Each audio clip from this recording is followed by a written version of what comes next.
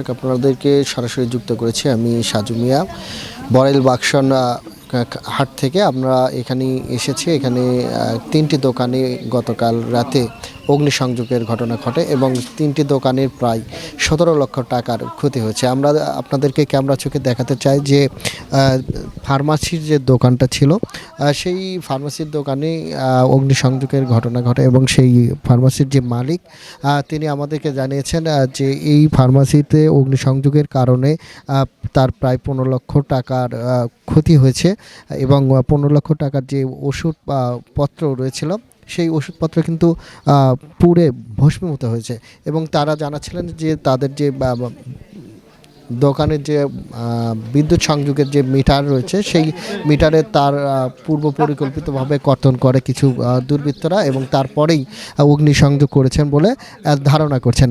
এবং এই ফার্মাসির সাথে রয়েছে ভেটেরিনারি আরেকটা ফার্মাসি। সেই ফার্মাসিতে আমরা দেখেছি যে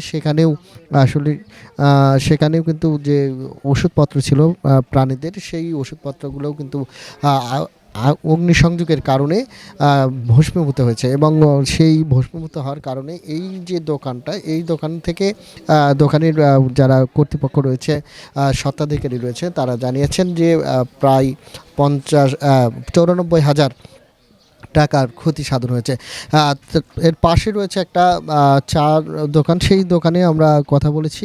সেই দোকানের মালিক বলছিলেন যে তিনি প্রতিদিন সকাল 10টা থেকে রাত 10টা পর্যন্ত ব্যবসা করলেও তিনি কিন্তু গতকাল তিনি বিকেল 4টা পর্যন্ত ব্যবসা করেছেন এবং তারপরে তিনি বাসায় যান এবং তারপর থেকেই পরে তিনি জানতে পারেন যে তার দোকানে অগ্নিসংযোগ হয়েছে এবং তিনি এসে দেখেছেন এবং তিনি আমাদেরকে জানিয়েছেন যে তার দোকানে পেট্রোল ঢেলে আগুন ধরিয়ে দেওয়া হয়েছে এবং অগ্নিসংযোগ করা হয়েছে, এমনটাই কিন্তু তিনি আমাদেরকে জানিয়েছেন এবং এমনটি কিন্তু অভিযোগ করেছেন। আমরা দেখেছি যে সেই দোকানের যে টিনের যে চালটা ছিল সেটা কিন্তু অগ্নিসংযোগের কারণে ভস্মীভূত হয়েছে এবং তার 50,000 টাকা ক্ষতি হয়েছে বলেও আমাদেরকে অবগত করেছেন। আমি আপনাদেরকে জানাতে চাই যে এই যে অগ্নিসংযোগ সেই অগ্নিসংযোগের কারণে কিন্তু এই যে তিনটি দোকানের মালিক তারা কিন্তু ক্ষতিগ্রস্ত হয়েছেন এবং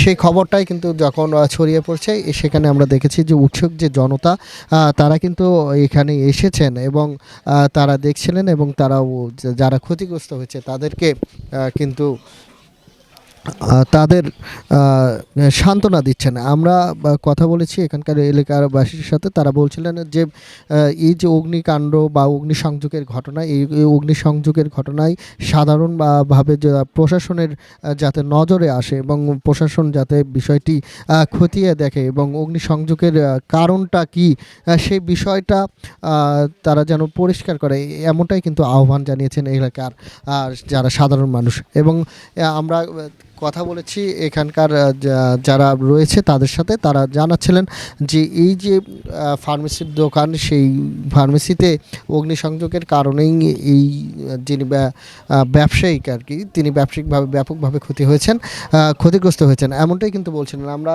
কথা বলবো এখানকার স্থানীয়দের সাথে এবং তাদের সাথে কথা বলবো এবং আপনাদেরকে জানানোর চেষ্টা করব। আসলে এই যে অগ্নিসংযোগের ঘটনার বিষয়ে আপনি কি জানেন? না, আমরা রাত্রে তো বাড়ির দিকে চলে গেছি। তারপরে ডাক্তার সিধু ভাই অনু বাড়ির দিকে চলে গেলো, একসাথে আমরা ক্যারাম বোর্ড খেললাম। সিধু ভাই বাড়ির দিকে গেলাম, আমরা বাড়ির দিকে চলে গেলাম। তারপরে সকালে ওই যে বাবলু ভাই নাকি মাঝে সাথে থাকে নাইট ডিউটি, তো উনি আবার যাওয়ার টাইমে ফজরের টাইমে দেখা যায় আগুন জ্বলতেছে। তো সিধু ভাইয়ের কাছে ফোন দিচ্ছে, সিধু ভাই বলছে যে তোর দোকান কমা আগুন লাগছে তাই এদিকে আয়। তো এইদিকে সিধু ভাই চলে আসে এইদিকে দোকানদার। আপনারা কি দেখছেন? না, আমরা এসে দেখি যে পোড়া। সকালে আমরা এসে দেখি পোড়া।